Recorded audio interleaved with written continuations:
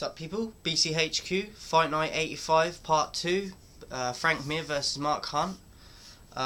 This fight's just been added to the card. It's Alan Patrick versus Damian Brown. Patrick's overall defense didn't seem very good to me. I think all you got to do is check out the short highlight video against him versus Tysonov. Tysonov was just connecting on him and he was trying to escape and he couldn't, and he just couldn't get away from him and he kept getting tagged. And he seems to struggle to block shots. He's got nice leg trips and takedowns. Likes to go for back control, get leg hooks in and go for rear naked chokes from that position. Throws very wide, slow, robotic hooks, and it's very easy for his opponent to predict that, I feel. He looks way more comfortable on the mat than in a stand-up. So expect him to shoot for a lot of takedowns. I think Brown's got poor footwork and poor movement. Gets tagged a lot because of that. Keeps his hands extremely low, especially when he gets tired. So he's going to leave his chin very vulnerable. In Cage Warrior 69, he got bullied by Tim Wilde. He just couldn't handle what he had to give him. Went for a lot of takedowns and struggled to get any, to be honest. I wasn't impressed with Brown from what I've seen of him. So I see Patrick dominating this fight on the mat and edging, well, not even edging, but doing enough to in the stand-up as well if needs be. I'm going to go for a second round submission for Alan Patrick. Next up we've got James Tehuna versus Steve Bosse. Tehuna does leave openings for submissions, gets submitted a lot. His chin looks pretty weak to me, and in all honesty I haven't seen anything positive from him from the footage I've seen. Bosse pretty comfortable in his guard and active, good scramble ability, good double leg takedown.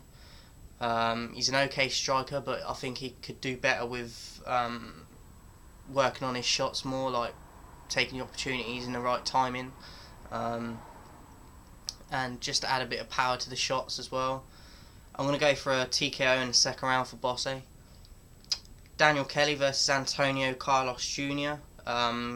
Kelly likes to put a lot of pressure on his opponents. He comes forward, pushes forward a lot, and tries to put his opponent up against the fence, or go for takedowns.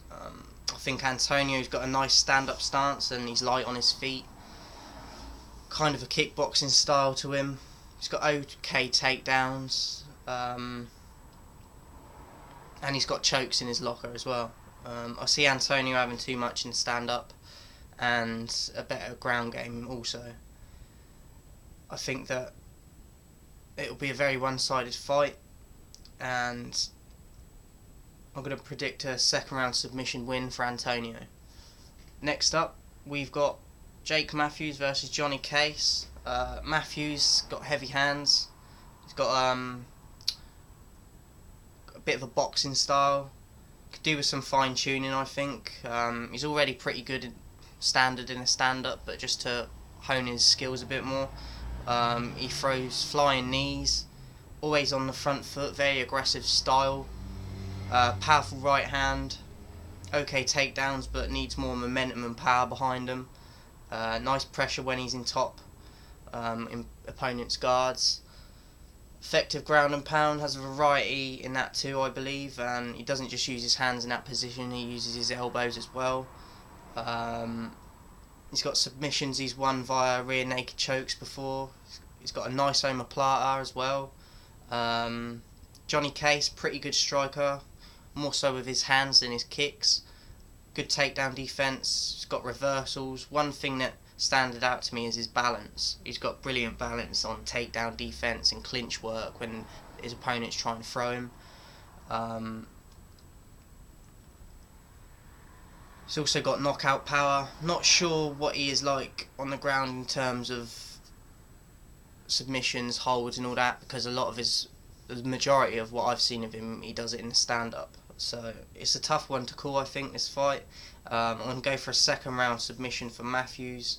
I think he's just very comfortable on the ground and crafty, so I could see him like getting a victory via that. Hector Lombard versus Magny. Lombard throws combinations. He's got power. He can power out of bottom positions on the mat. Gets back to his feet. He's got heavy hands, knockout power in his hands alone. Lethal ground and pound. He's very aggressive. He's on the front foot a lot of the time. Puts a lot of pressure on the opponent. To me, he's like the Mike Tyson of MMA. Magny, I think he's got a weak chin. He does have slams. I think he's very hesitant and fights in the counter a lot. I think he's got nice knees in the clinch, especially to the midsection. Has takedown defense. Throws lots of little tag punches when he's in top position, and I see Magny not being able to deal with the sheer power and stand-up ability of Lombard. I just see him getting tagged to the head a lot, and I think that's going to be his downfall. So I'm going to go for a KO in the first round for Hector Lombard. And finally we got the main event, heavyweights. Main event, Mark Hunt versus Frank Mir. Mark Hunt, heavy-handed, got knockout power. Haven't seen him on the ground, so I'm not really sure what. I've been hearing people say he's got an underrated ground game, so it'll be interesting to see that. But his stand-up is no question. It's his most dangerous threat in this fight. Frank Mir throws wild hooks that don't look that powerful, but I think they're deceivingly powerful, or quick, but they still do the damage. Throws knees in the clinch, got a powerful left hand. When he times it right, that's how he knocked out Todd Duffy. I think that Frank also has the most submission victories in UFC heavyweight history. He also has the most fights and victories too. He can also wrestle, but his main threat is his submissions. In terms of conditioning, I see it favouring Mir. I think that Hunt gets tired after the second round, and if it goes 5, then I can see Hunt being dead on his feet, and then I can see Mir capitalising on that.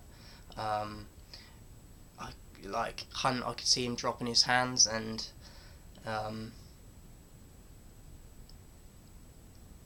so when he does that, Mir's got the option of either trying to go for a TKO or a knockout, or getting it to the ground and submitting.